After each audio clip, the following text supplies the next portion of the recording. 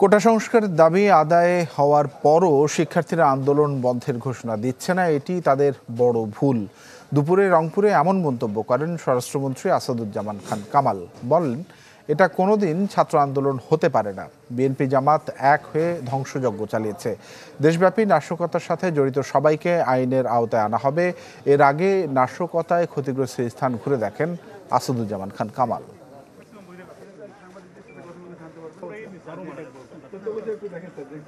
পরে কিন্তু স্যার তারা এই মডার্ন মোড স্যার এটা মডার্ন মোড যেভাবে রেস্কিউ করেছে যে ছাত্র নেতারা তোমরা, আমি সবসময় বলছি তোমরা ভুল করছো।